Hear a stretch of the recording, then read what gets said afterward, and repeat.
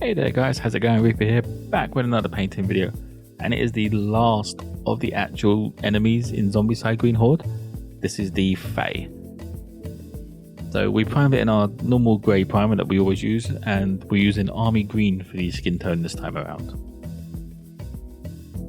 And just with the runner and the walker, I'm going to try and keep this a simple paint job, just so that they can be easily replicated multiple times for all of the extra Faes that we've got.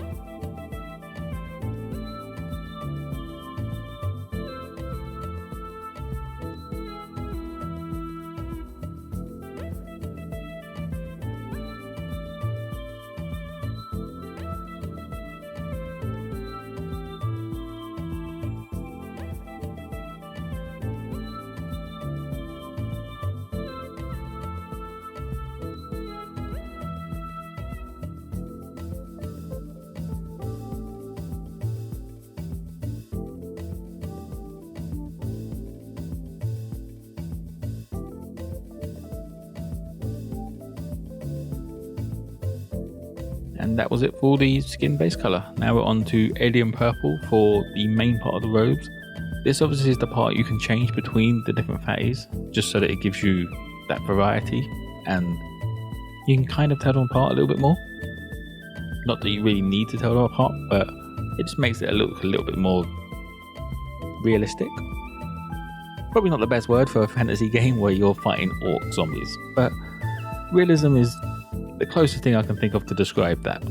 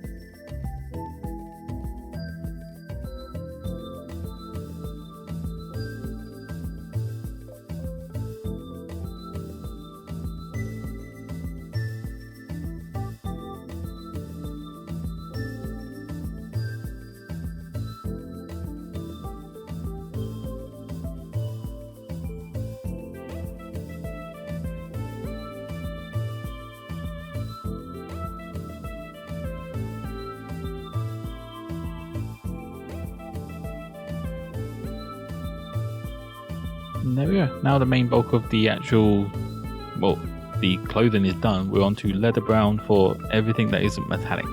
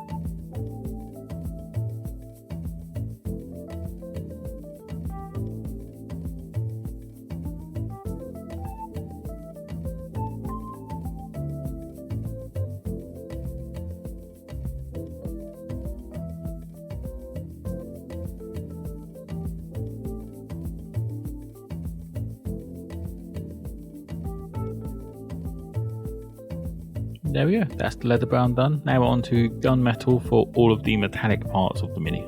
So that's the shoulder pads, the weird plates that he has on his robes. I'm not 100% sure what they're all about. But he also has braces on one of his wrists.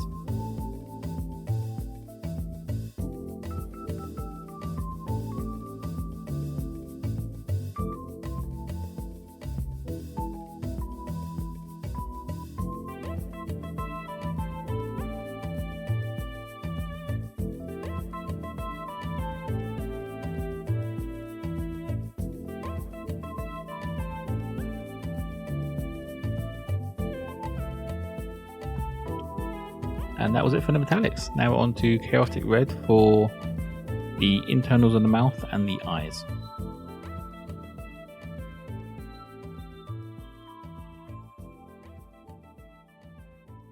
I also do take this opportunity to go around to any of the scratches and the scars and just dot some chaotic red in there.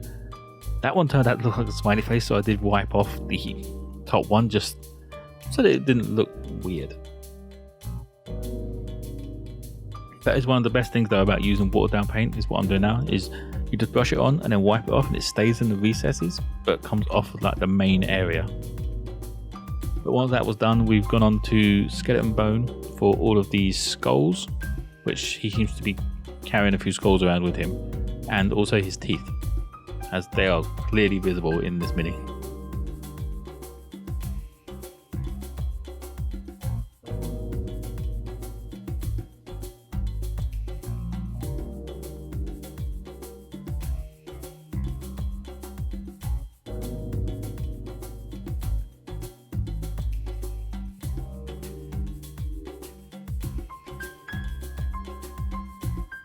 And that was it for the base colors. Now on to the first highlight, well, the only highlight of this mini, which is Goblin Green.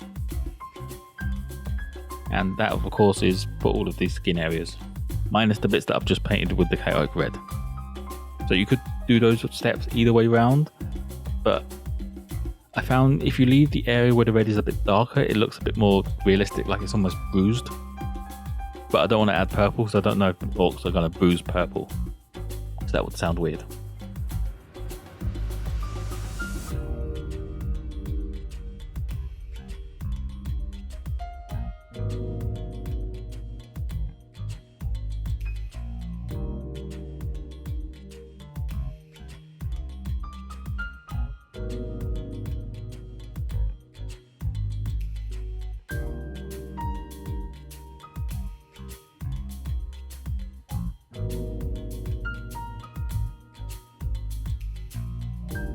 And like I said previous videos, if you want to swap out this color scheme for the one with the walker, the skin tones are entirely interchangeable, so you could mix them up as well, but I like to have them separate on the table so I can clearly see what's what at a quick glance.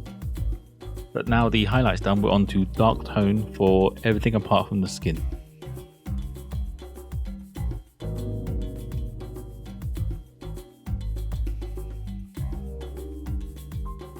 Now of course, if you have the strong tone wash, the purple tone and that, you could use them, but I wanted to just keep it simple and do a single wash for majority of the mini sorry.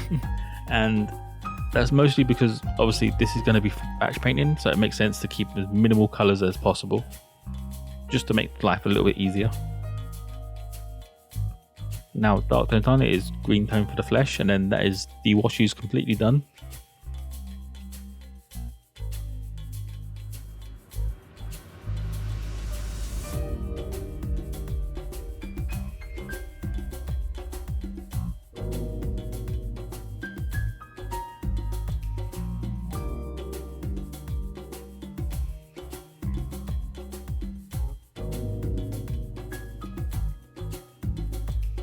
And there we go. Just to finish up, it is as usual matte black onto the base. I know people do swap out their bases for like a clear base, which if you have them, by all means do it. It would look amazing. But I don't have any clear bases, so I am covering mine in matte black just so that it looks good on all terrain. And that is it for the mini. Nice, quick, simple, as I like to keep them for rank and file minis. Like, subscribe if you enjoyed, guys, and I will catch you in the next one when we move on to the heroes. See ya.